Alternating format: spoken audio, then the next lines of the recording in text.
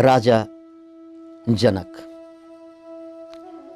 र महर्षि महायोगी अष्टावक्र। अष्टावक्र 12 वर्षका केटा। यो शब्दलाई याद राख्नुस्। अष्टावक्र 12 वर्षका केटा। राजा जनक 70 वर्षका बुढा। अब यहाँनिर बुझ्नुपर्ने कुरा के हो भने मान्छेका 3वटा एजहरू हुन्छन्। कतिवटा रे? 3वटा एज। पहिलो एज हाम्रो बायोलोजिकल एज, दोस्रो क्रोनोलोजिकल एज र तेस्रो मेन्टल एज या साइकोलोजिकल एज। यसलाई यसरी पनि भन्न सकिन्छ। पहिलो हाम्रो क्रोनोलोजिकल एज, त्यो भनेको हामी जब जन्म लिन्छौं क्यालेन्डर अनुसार हाम्रो जन्म उमेर बढ्दै जान्छ। चिनो जातक अनुसार हाम्रो उमेर बढ्दै जान्छ। चिनोमा लेखेको तिथिमिति अनुसार हाम्रो उमेर बढ्दै जान्छ। त्यसलाई क्रोनोलोजिकल एज भनिन्छ। यो क्रोनोलोजिकल एज हो। अब यो एज बाहेक हामीसँग अझै दुईवटा उमेर बाँकी छन्। त्यो दोस्रो उमेर यहाँ मैले फेरि भन्दा यसलाई दोस्रो पारेर भने बायोलोजिकल एज। बायोलोजिकल एज भनेको मेरो उमेर क्यालेन्डर अनुसार, चिनो अनुसार अहिले 60 वर्ष पुगेको भए तापनि म 30 वर्षको जस्तो शक्तिशाली, प्रबल, उन्मुक्त हुन सक्छु, या 20 वर्षको जस्तो। याद राख्नुहोस् यो कुरा। उमेर मेरो क्यालेन्डर अनुसार, चिनो अनुसार 70 पुगे पनि म 20 वर्षको जस्तो फुर्तिलो हुन सक्छु। र यसको उल्टो पनि सत्य हो। मेरो उमेर भर्खर म 20 वर्ष भए तापनि 70 वर्षको बुढो जस्तो कमजोर हुन सक्छु।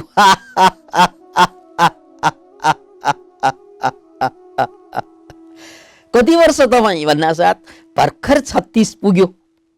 36 वर्ष त तपाईको क्यालेन्डर अनुसार, चिनो अनुसारको आयु भयो। तर तपाईको बल बुद्धि सबैलाई आकलन गर्दा, या विशेष गरी बललाई आकलन गर्दा तपाईको उमेर 36 भए पनि उमेर 70 को पनि हुन सक्छ। र यो कुरा पनि याद राख्नुहोला कि मान्छे मर्ने उमेर क्यालेन्डरको उमेर, चिनोको उमेरले मान्छे मर्दैन। मान्छे बायोलोजिकल उमेरले मर्छ।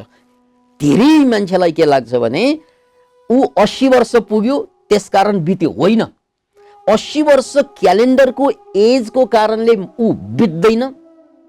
ऊ बित्नुको कारण उसको बायोलोजिकल एज जुन छ त्यो बढेको कारणले बित्छ। त्यसकारण हामीले देखिरहेका हुन्छौं कोही मान्छे 20 वर्षमा पनि मरिरहेको हुन्छ, कोही मान्छे 120 वर्ष बाँचेर पनि हिँडिरहेको हुन्छ। याद राख्नुहोस्, कोही मान्छे 120 वर्षमा पनि तरुण हुन्छ। क्यालेन्डरमा मात्रै ऊ 120 वर्ष, चिनो अनुसार ऊ 120 वर्ष, तर उसको बायोलोजिकल एज, उसको शक्ति, उसको स्टेमिना, उसको अङ्गको शक्ति बढेको कारणले ऊ 70, ऊ 80 अथवा ऊ 50 पनि हुन सक्छ। त्यसकारण कोही मान्छे बुढो हुनु, कोही मान्छे बुढी हुनु भनेको क्यालेन्डरको एजले बुढो र बुढी पार्दैन। तपाईको बायोलोजिकल एजले बुढो र बुढी पार्दिन्छ। याद राख्नुहोस् यो कुरा। अब सामान्यतया मान्छेको कपाल फुल्नु भनेको 40 वर्षको सेरोफेरोमा सबैको कपाल फुल्छ सामान्यतया। तर 40 वर्षमा पनि तपाईको कपाल फुलेन भने तपाईको उमेर क्यालेन्डरले 40 भने पनि बायोलोजिकल एज तपाईको 20 या 30 हुन सक्छ। त्यस्तै चौरी पर्नु, त्यस्तै शक्ति। त्यसकारण हामीले बायोलोजिकल जुन एज छ, हाम्रो बायोलोजिकल एज छ, त्यो बायोलोजिकल एजलाई घटाउन सक्छौँ। याद राख्नुहोस् यो कुरा, क्यालेन्डरको एजलाई घटबढ गर्न सक्दैन, घटाउन बढाउन। तर बायोलोजिकल एजलाई हामीले घटाउन सक्छौँ। हामी 80 वर्षको उमेरमा पनि फेरि 60 जस्तो, फेरि 40 वर्ष जस्तो बाँच्न सक्छौँ। यो शुभ समाचार हो। र फेरि 20 वर्षको उमेरमा पनि 80 वर्षको बुढो जस्तै निराश, कमजोर, याउ नभएको 20 वर्षको उमेरमा पनि 80 वर्षको बुढो हुन सक्छ र 80 वर्षको उमेरमा पनि 20 वर्षको तरुण हुन सक्छ। त्यसलाई बायोलोजिकल एज भनिन्छ। यहाँ जनकको क्यालेन्डरको एज हेर्नुहोस् है, जनकको क्यालेन्डर या चिनोको एज कति त भन्नाले उनी 70 वर्षको क्यालेन्डर अनुसार हो। जनक 70 वर्ष क्यालेन्डर अनुसार। तर उनी बायोलोजिकल्ली उनी अष्टावक्र जस्तै तरुण थिए, जवान थिए भित्रबाट। याद राख्नुहोस्, गजब छैन कुरा, गजब छैन कुरा। त्यसकारण तपाईले आफ्नो उमेर घटाउन सक्नुहुन्छ। हे उमेर नागेर पीडित भएका मित्रहरू, हे उमेर नाग्ला भनेर डराएका मित्रीहरू,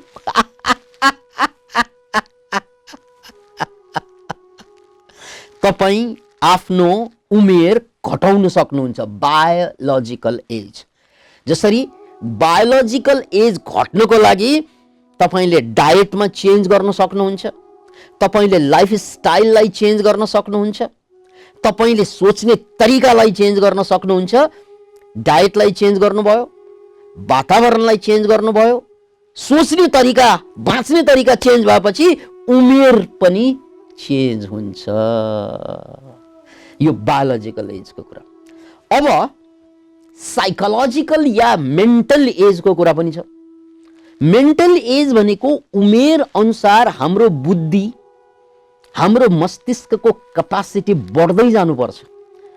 तर दुर्भाग्य, थुप्रै मान्छेको उमेर अनुसार बुद्धि झन्झन भ्रष्ट हुँदै गएको, झन्झन कमजोर हुँदै गएको, झन्झन खत्तम हुँदै गएको देखिन्छ। दुर्भाग्य भने मैले दुनियाँका अधिकांश मान्छेहरू जति जति बाँच्दै जान्छ, जति जति उमेर बढ्दै जान्छ, त्यति त्यति मूर्ख, त्यति त्यति सानो सानो कुरामा किचकिच गर्ने, झै झगडा गर्ने, सानो कुरा पचाउन नसक्ने। यो भनेको तपाईको दिमागमा ऐँजेरो पलायो के? कैँजेरो पलायो रे, ऐँजेरो पलायो। तपाईँ त 50 वर्ष बाँच्नु, 70 वर्ष बाँच्नु भनेको त अनुभव धेरै बढ्दै जानु हो। त्यसो भनेको जिन्दगी धेरै बाँच्नुको अनुभवको कारण तपाईँ झन् बुद्धिमान, झन् ज्ञानी, झन् आनन्दित हुनुपर्ने। उमेर बढ्दै गएपछि ऊ झन्झन कचकच्या हुँदै जान्छ। एकचोटि आफैसँग सोध्नुहोस् त, घरका बुढाबुढीलाई हेर्नुहोस्, हाम्रा बाउ आमा र हाम्रा अजा अजी अर्थात् हाम्रा हजुरबा हजुरआमाहरूको उमेर धेरै गए र त्यो उमेर अनुसार उनीहरू झन् बुद्धिमान भए कि झन् कचकच्या, सानो सानो कुरा पचाउन नसक्ने, सानो सानो कुरामा रिसाइहाल्ने, सानो सानो कुरामा दुखी भएर बस्ने दुखी आत्मा जसलाई भनिन्छ हुँदै गए। एकचोटि हेर्नुहोस् त, यसको मतलब के? यसको मतलब उनीहरूको उमेर, साइकोलोजिकल उमेर के भयो? बढ्दै जानुपर्ने साइकोलोजिकल उमेर घट्दै गयो क्या। त्यसैले एउटा हिन्दीमा भनाइ छ, उमर 55 की दिल बचपन की।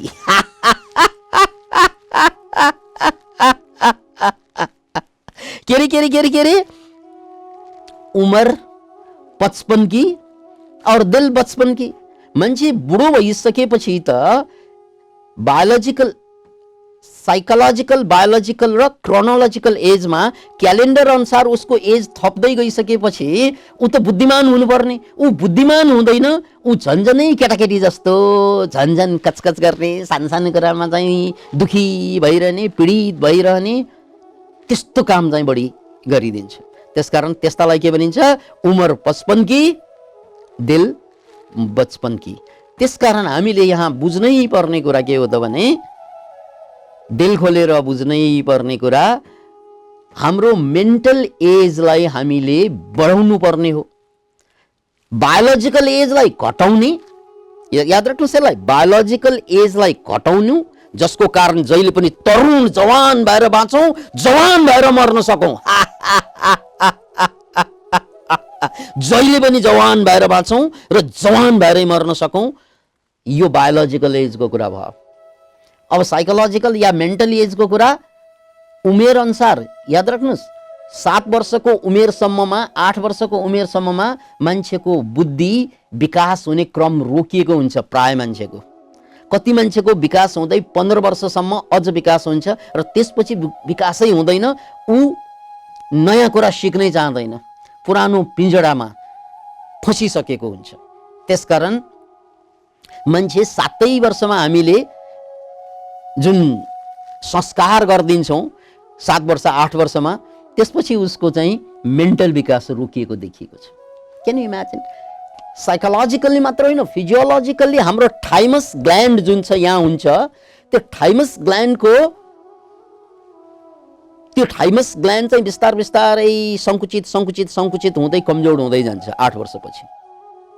अतः मान्छेको साइकोलोजिकल उमेरलाई बढाउँदै लानुपर्ने, बायोलोजिकल उमेरलाई घटाउँदै लानुपर्ने। यहाँ राजा जनक र अष्टावक्र यो दुईवटा उमेरको प्रतिनिधि पनि हुन्।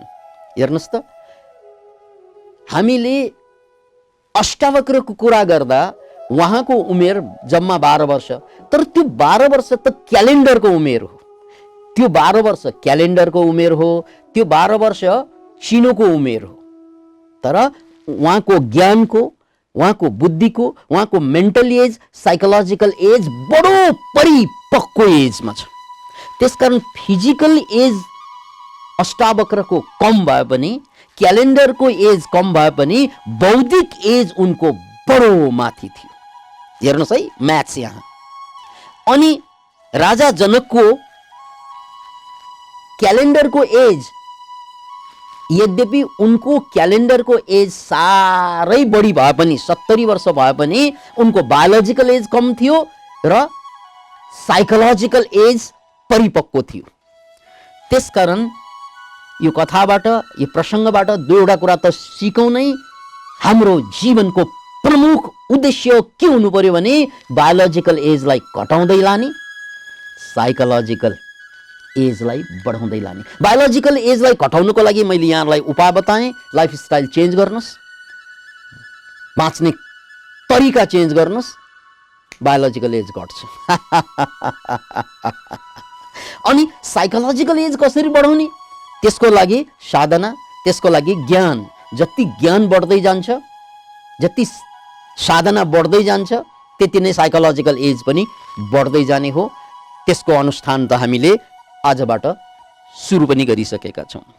अतः बन्धुहरू, अब बुझ्नुपर्ने, दिल खोलेर बुझ्नुपर्ने कुरा के छ त भने, राजा जनक र अष्टावक्रको एक एक सूत्र, जुन सूत्रले हामीलाई तत्काल र तत्क्षण पनि ज्ञानको अनुभूति गराउन सक्छ।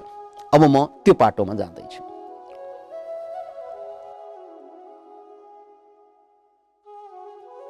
त बन्धुहरू, पहिलो सूत्रमा चर्चा गरौँ। कथम ज्ञानम अवाप्नोति, कथम मुक्तिर्भविष्यति,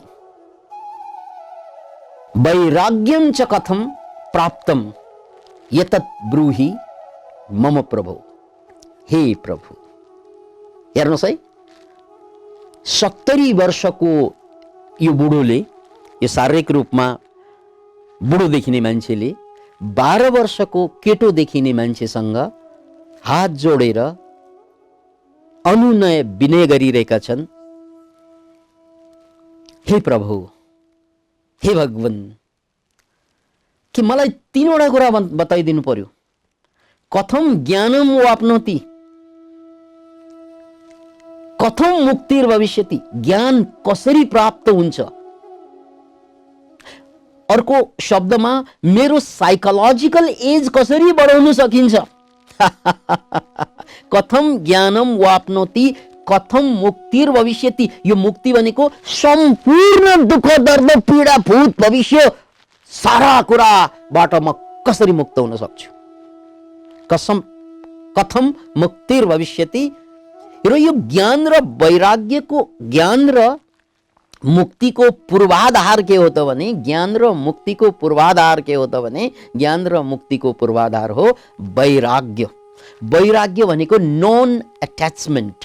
यो तीनवटा कुरा मात्रै जीवनमा महत्त्वपूर्ण हुन्छ।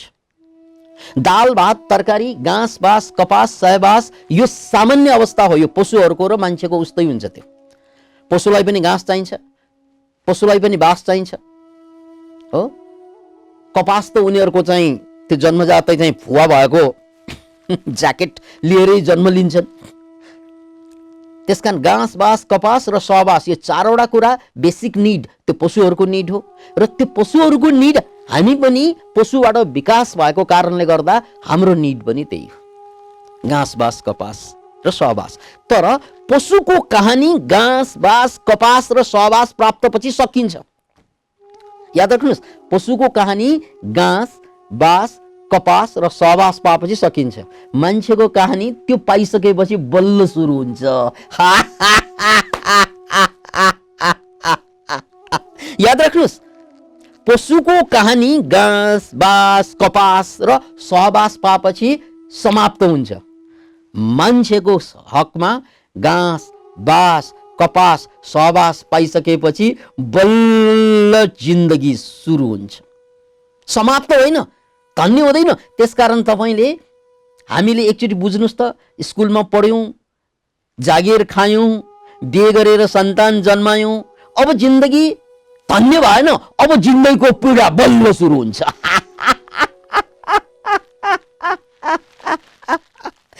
पशुको कहानी त्यही समाप्त हुन्छ, तर मान्छेको कहानी सुरु हुन्छ। त्यसकारण तपाईँले धेरै पशुहरू हेर्नुहोस् त, माउरीको कुरो गर्ने हो भने माउरीले जब रानी माउरीसँग सहवास गर्छ नि, त्यो सहवास उनको अन्तिम सहवास हुन्छ, प्रथम र अन्तिम। घाँस बाँस कपास, त्यसपछि सहवास, त्यसपछि जिन्दगी खल्लास।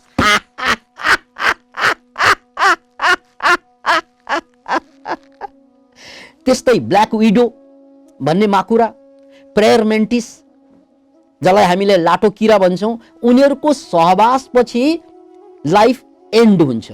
खास गरी भालेको सहवासपछि जिन्दगी खल्लास हुन्छ, किनकि त्यहाँभन्दा माथि जिन्दगी नै छैन। घाँस बाँस कपास सहवास, त्यसपछि जिन्दगी खल्लास। त्यो कसको? त्यो पशुको। अनि त्यसपछि उनीहरू अर्को योनिमा जन्म लिएलान्, सक्यो कहानी। तर मान्छेको के हुन्छ? घाँस बाँस कपास र सहवास भनेको बिहेपछि हामी सहवासमा जान्छौँ र त्यसपछि जिन्दगी झन् गाह्रो, झन्, अनि मेन्टल एज हाम्रो झन् घट्दै जान्छ, अनि बायोलोजिकल एज हाम्रो चाहिँ घटाउनु पर्ने बढ्दै जान्छ, झन्झन बुढो हुँदै जान्छ। त्यसकारण भनिन्छ बिहेको भोलिपल्ट नै मान्छेको आयु 7 वर्ष बुढो हुन्छ अरे के। त्यहाँबाट जिन्दगीको दर्द सुरु हुन्छ, जिन्दगीको असली चुनौती सुरु हुन्छ, जिन्दगीको असली पीडा सुरु हुन्छ। आमा बाबाले हत्तनपत्त छोराछोरीलाई बिहे किन गरिदिएको त भन्नाले हामी मात्रै कति दुःख पाउनु बाबु, तिमीहरू फुरुङ्ग भएर हिँडिरहेका छौ, उडिरहेका छौ, या हाम्रो पेटमा लात हानेर चाहिँ मस्ती मनाइरहेका छौ, त्यो सहन सक्दैन बेगर। अनि हामी जस्तै दुखी हौ।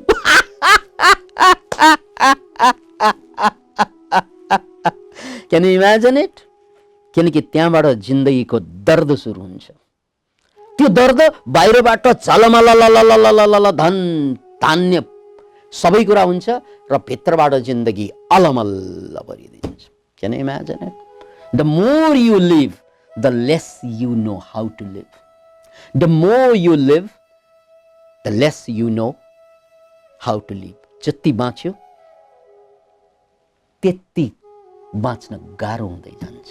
मानव फाँसीको फन्दा चढेको छ। फाँसीको फन्दामा के हुन्छ? फाँसीको फन्दामा जति चल्छ नि, जति चलाउँछ नि गर्दन, त्यति फाँसीको फन्दा कसिँदै जान्छ। जिन्दगी घाँस बाँस कपास र सहवास पछि फाँसीको फन्दा बन्छ। जति दुःखबाट बाहिर आउन खोज्छौँ त्यति दुःख कसिँदै जान्छ, हो र होइन?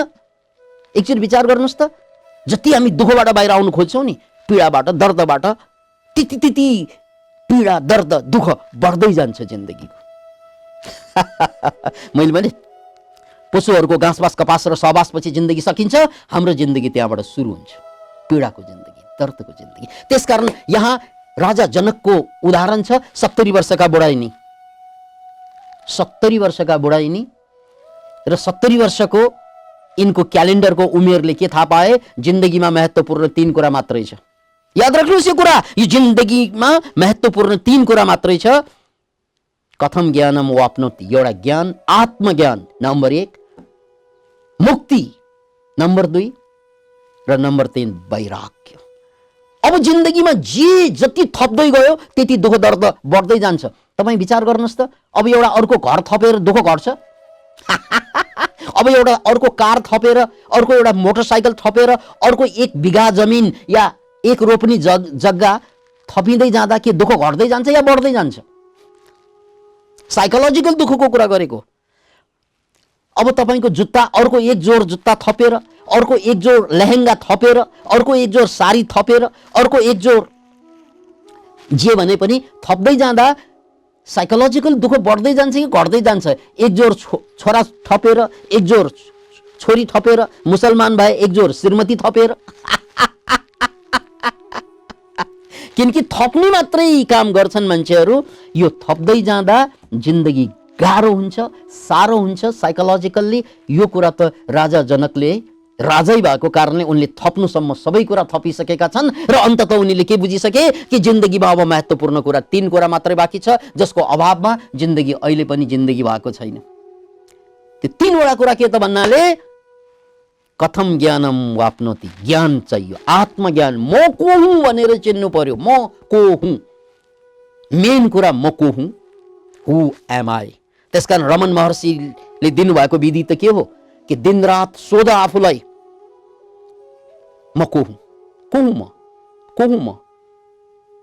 किनकि म हिन्दू, म बौद्ध, म जैन, म नेपाली, म भारतीय, म लोग्ने, म स्वास्ने, म छोरा, म छोरी, यो त समाजले दिएको कुरा, यो त शरीरले भनेको कुरा। तर वास्तवमा हुँ को म, जो जहिले पनि दुखी हुन्छ। सबै पार पनि चित्त नबुझ्ने यो को हो म को हुँ, हु एम आई। नम्बर 1 प्रश्न गर्नुहोस्, कमसे कम भोलिको 8 बजेसम्ममा यही प्रश्न गरेर बस्नुहोस्, म को हुँ, म को हुँ, म को हुँ, म को हुँ।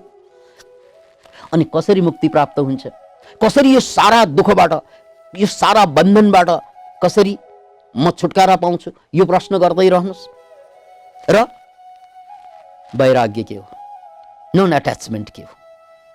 किनकि मसँग जे जति कुराहरू छन् त्यो सबै कुराले मलाई दुःख दिन्छ, अनि दुःख दिनुको कारण मेरो एट्याचमेन्ट हो, मलाई थाहा छ। याद राख्नुहोस्, यो लुगा मेरो हो, यो लुगा मेरो हो। अब यो लुगामा आगो लाग्यो भने मलाई चाहिँ पीडा हुन्छ, तर लुगामा आगो लागेर पीडा हुने हो भने मलाई मात्रै पीडा हुन्छ। यो लुगामा आगो लाग्दा मेरो छिमेकीलाई पीडा हुँदैन। हेर्नुहोस् है, मेरो लुगामा आगो लाग्दा मलाई साह्रै गाह्रो हुन्छ, या मेरो घरमा आगो लाग्दा मलाई साह्रै गाह्रो हुन्छ, या मेरो घरमा कोही मर्दा साह्रै गाह्रो हुन्छ। अरूको घरमा मर्दा त म हाँसेर बसेको हुन्छ, ए मरेन बुढा। अरूको घरमा आगो लाग्दा त म के भन्छु, वाउ आगो त बडा रमाइलो छ नि त, गजबसँग आगो निस्क्यो नि त, म त रमिता हेरेर बस्छु। अरे यार, आफ्नो घरमा आगो लाग्दा पनि त रमिता हेरेर बस्नु सक्नु पर्थ्यो नि, त सक्दैन उसले। किन भन्नाले उसलाई एट्याचमेन्ट हुन्छ, राग हुन्छ। त्यो राग नै जीवनको दाग हो। याद राख्नुहोस्, अरूको कोटमा आगो लाग्यो भने म खुसी हुन्छु, आफ्नो कोटमा आगो लाग्यो भने मलाई दुःख हुन्छ। किन भन्नाले कोटमा आगो लागेर, सम्पत्तिमा आगो लागेर दुखी हुने होइन, दुखी मेरो एट्याचमेन्टको कारणले गर्दा, मेरो त्यसप्रतिको रागको कारणले गर्दा। त्यसकारण म बिना राग बाँच्न सक्छु, या सारा संसारमा यसरी बाँचौँ कि मेरो कुनै रागै छैन। त्यसैले चाहिँ हिन्दू परिपाटीमा अहिले दुर्गा पूजा हुन्छ। दुर्गा पूजामा के गरिन्छ? शानदारको दुर्गाको मूर्ति बनाउँछ। खास गरी भारतमा गणेश पूजामा पनि त्यही गरिन्छ, गजबको मूर्ति बनाउँछ अनि धुमधामसँग नाच्छ, पूजा गर्छ, घोप्टो पर्छ, पाठ गर्छ, आँसु बहाउँछ, प्रार्थना गर्छ, सबै मानौ त्यो मूर्ति नै सबै जस्तो। अनि जब पूजा पाठको 4-5 दिनको अथवा 2 दिनको 3 दिनको कार्यक्रम सकिन्छ, त्यसलाई लगेर पानीमा फुट्ट फालिदिन्छ। That is the non attachment. तेन त्यक्तेन भुञ्जी था, त्याग पूर्वक भोग गर। यार बाँच्ने तरिका यो। कसरी बाँच्ने? त्याग पूर्वक भोग। भोगै गर्ने हो। यो भोगकै लागि आँखा बनाएको, भोगकै लागि नाक बनाएको, भोगकै लागि कान बनाएको, भोगकै लागि छाला बनाएको हो। तर त्यो भोगको स्वरूप के हुनु पर्यो? के हुनु पर्यो? के हुनु पर्यो? त्याग। द्याट इज वैराग भनेको। त्यो वैराग भनेको फुट्ट फाल्नु भनेको होइन क्या। यानी भएर पनि नभएसरी होस्, मसँग भएका कुरा नभए बराबर होस्। भोग भइरहेको छ तर मानसिक रूपमा कुनै पनि अट्याच छैन। यही 3वटा कुरा जिन्दगीमा सिक्न बाँकी छ। याद राख्नुहोस्, बुढाले 70 वर्षको उमेरमा पत्ता लगाए कि अझै पनि प्राप्त गर्ने चिज त 3वटा कुरा हो। के 3वटा कुरा? ज्ञान, वैराग र मुक्ति। बस। कथम ज्ञानम वाप्नोति कथम मुक्तिर्भविष्यति, वैराग्यम च कथम प्राप्तम एतद् ब्रूहि मम प्रभो। अतः मित्रहरू, यो 3वटा कुरा मान्छेको जीवनको सार हो, नत्र जीवन त असार हो। यो 3वटा कुरा मात्रै। अब तपाईले अर्को छोरा थपेर, छोरी थपेर, धन थपेर, पद थपेर, प्रतिष्ठा थपेर, केही पनि थपेर जिन्दगी धन्य हुँदैन। अब थप्ने 3वटा चिज हो जिन्दगीमा। त्यही कुरा उनले सोध्दैछन्, यो 3वटा कुरा मैले कसरी प्राप्त गर्ने? त बन्धु, अब हामी आजको कार्यक्रमबाट बिदा लिनुपर्छ।